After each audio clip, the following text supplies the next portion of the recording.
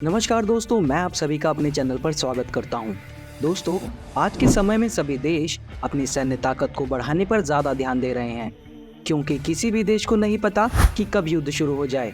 और अगर आपको लगता है कि अब किसी भी देश के बीच में युद्ध नहीं हो सकता, तो एक बार अपने चारों तरफ नज़र घुमाइए। अब हर देश एक दूसरे से युद्ध ही चाहते हैं, और ऐसा भी नहीं है कि दुनिया में युद्ध नहीं चल रहे हैं। रूस यूक्रेन युद्ध, इजराइल हमास युद्ध, और अब से कुछ दिन पहले पाकिस्तान और ईरान के बीच भी युद्ध के हालात बन गए थे।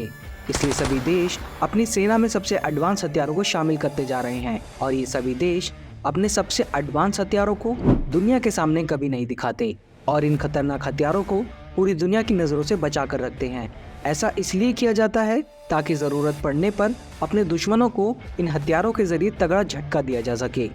दोस्तों, वैसे भारतीय सेना में शामिल हर एक हथियार अपनी कैटेगरी में सबसे बेस्ट है, फिर चाहे वो ड्रोन हो, मिसाइल हो, फाइटर एयरक्राफ्ट्स हो, टैंक्स हो, एयरक्राफ्ट कैरियर्स हो या फिर सबमरीन्स हो। ये सभी हथियार अपनी ज़रूरत के हिसाब से दुनिया के सबसे उन्नत हथियारों में शामिल हैं।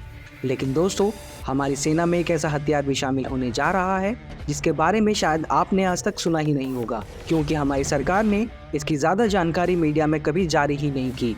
ये एक ऐसा हथियार है जो भारत की सीमा में रहते हुए भी इतनी ताकत रखता है जो किसी भी देश की बुनियाद को हिलाने के लिए काफ़ी है। दोस्तों, ये हथियार भारतीय नौसेना के लिए बनाया जा रहा है, और इस हथियार के भारतीय नौसेना में शामिल होने से भारतीय नौसेना का पूरे हिंद महासागर और बंगाल की खाड़ी क्षेत्र में एक छत्र राज हो जाएगा। इसके साथ ही भारत हिंद महासागर में आने वाले चीन के रिसर्च जहाज़ों पर भी आसानी से नज़र रख पाएगा।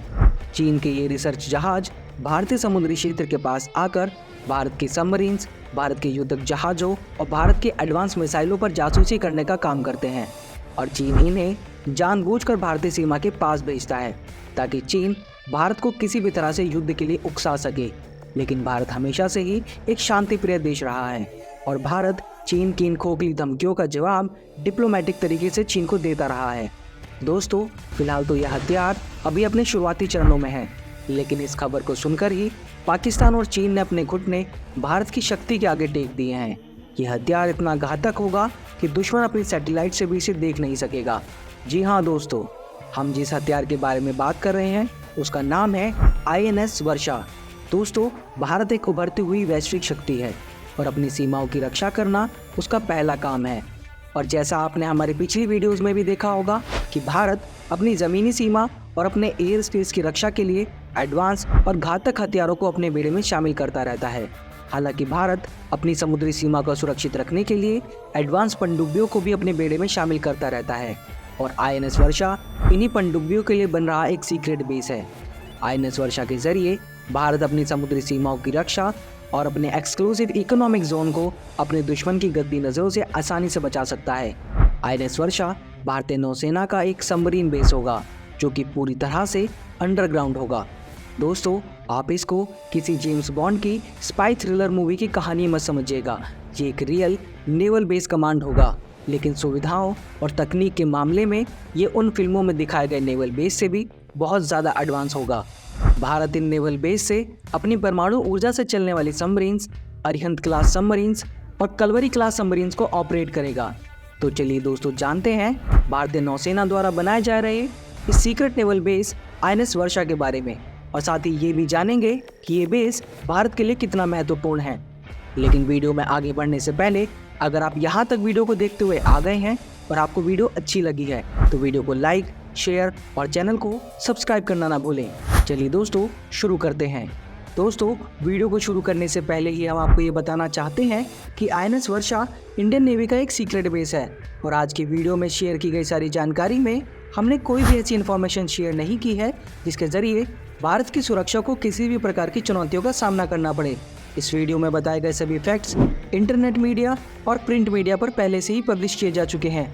इस बेस से जुड़ी हुई कोई खुफिया और झूठी जानकारी को हम शेयर नहीं कर रहे हैं। दोस्तों, भारत इस नेवल बेस को प्रोजेक्ट वर्षा के अंतर्गत बना रहा है। ये भारत का पहला सीक्रेट अंडरग्राउंड नेवल बेस होगा, और ये बेस विशाखापट्टनम से 50 किलोमीटर दूर रामबिल्ली में बनाया जा रहा है। ये भारत का पहला अंडरग्राउंड नेवल बेस होगा। यहाँ हम आपको यह भी बता दें कि भारतीय सेना का ईस्टर्न नेवल कमांड ऑफिस भी विशाखापट्टनम में ही है। और इस कमांड के यहाँ होने से ये बेस स्ट्रेटेजिक रूप से और भी ज़्यादा खास हो जाता है। दोस्तों, भारत का ये नेवल बेस कितना महत्वपूर्ण है और इतना ज़्यादा एडवांस है कि पाकिस्तान ने भी भारत के इस नेवल बेस पर जासूसी करने के लिए अपने जासूस भेज दिए थे। जी हाँ दोस्तों, ये बात आज से करीब 8 साल पहले की है। भारत की नेशनल इन्वेस्टिगेशन एजेंसी NIA के जरिए देश को पता चला कि प्रोजेक्ट वर्षा की जानकारी जुटाने के लिए पाकिस्तान ने जासूस लगा दिए थे। इसके लिए पाकिस्तान ने श्रीलंका में तैनात तो पाकिस्तानी खुफिया अधिकारियों को प्रोजेक्ट वर्षा के बारे में जानकारी जुटाने के लिए भेजा था। दोस्तों, NIA ने अपनी चार्जशीट में बताया था कि इन जासूसों से कहा गया था कि वे कोलंबो में भारतीय नेवी और सेना के अधिकारियों से मेलजोल बढ़ाएं। इसके लिए महिलाओं और पैसे देने की बात भी कही गई थी। इसमें से एक जासूस का नाम था तमीम अंसारी। इसे डॉक्यूमेंट्री फिल्म बनाने वाले के तौर पर प्रोजेक्ट किया गया था। NIA ने अपनी चार्जशीट में कहा कि वे भारत की ताकत नाम से डॉक्यूमेंट्री बना रहे थे और अंसारी से विशाखापट्टनम नेवल बेस के बारे में जानकारी जुटाने के लिए कहा गया था। प्रोजेक्ट वर्षा पर नजर रखने के लिए उसे नेवल स्टेशन के पास रहने को भी कहा गया था। फिल्मी कहानी की तरह जासूसों को कहा गया था कि वे होटल, बार और सिनेमा हॉल जाएं ताकि वे खुद को एक रईस की तरह पेश कर सकें। पर पाकिस्तान के इन दोनों जासूसों की कोई भी चाल कामयाब नहीं हो सकी। दोस्तों, अब तक आपके मन में भी ये सवाल आ ही गया होगा कि ये गुप्त बेस रामबिल्ली में ही क्यों बनाया जा रहा है। दरअसल दोस्तों, तटीय गांव रामबिल्ली में कई तरह के अंडरग्राउंड चैम्बर हैं। इससे सबमरीन सुरंग के जरिए आसानी से आ और जा सकती है। जी हाँ दोस्तों, मतलब सबमरीन को समुद्र की सतह पर आने की जरूरत ही नहीं होगी और दुश्मन की सैटेलाइटें उनकी झलक भी नहीं देख पाएंगी। इससे हमारी परमाणु पनडुब्बियों की सीक्रेट तैनाती के बारे में चीन, पाकिस्तान या किसी तीसरे मुल्क को भनक तक नहीं लगेगी। INS वर्षा के पास रिपेयर और मेंटेनेंस सुविधा भी होगी। क्रू मेंबर के लिए तमाम सुविधाएं होंगी। ये बेस इतना बड़ा होगा कि इसमें परमाणु पनडुब्बियों जैसे अरिहंत क्लास, आगामी S-5 और परमाणु अटैक सबमरीन को सुरक्षित रखा जा सकेगा। इस बेस के बन जाने से भारत के परमाणु शस्त्रागार तक कोई भी दुश्मन कभी भी नहीं पहुंच पाएगा और अगर कोई दुश्मन ऐसी कोशिश करता भी है तो यहाँ से जवाबी हमले में उसे भारी नुकसान भी पहुँचाया जा सकेगा। दोस्तों, INS वर्षा को विशाखापट्टनम में बनाने की एक वजह भाभा एटॉमिक रिसर्च सेंटर के करीब होना भी है। इस सीक्रेट बेस के भीतर ही परमाणु रिएक्टरों का निर्माण और फिटिंग भी आसानी से हो सकेगी। INS वर्षा में कम से कम 12 बड़ी परमाणु पनडुब्बियां भी रखी जा सकेंगी।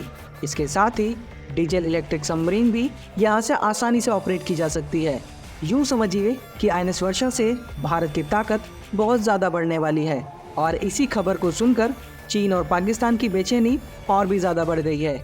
दोस्तों, INS वर्षा पर कई तरह के नौसैनिक युद्धपोत भी खड़े हो सकते हैं। इस बेस के ऊपर का हिस्सा पहाड़ी है, यानी इसके ऊपर पूरा जंगल बसा हुआ है और ये जंगल करीब 670 हेक्टेयर में फैला हुआ है। बार्क यानी भाभा एटॉमिक रिसर्च सेंटर की यहाँ से दूरी मात्र 20 किलोमीटर है, जो इस लोकेशन को और भी खास बनाती है। दोस्तों, जिस तरह भारत अपनी नौसैनिक ताकत को बढ़ा रहा है, उससे चीन और पाकिस्तान की हालत बहुत ज़्यादा खराब होने वाली है। दोस्तों, आपको ये वीडियो कैसी लगी हमें कमेंट करके ज़रूर बताइएगा। वीडियो को अंत तक देखने के लिए आप सभी का बहुत बहुत धन्यवाद। जल्द ही मिलते हैं नई वीडियो के साथ। तब तक के लिए जय हिंद, जय भारत।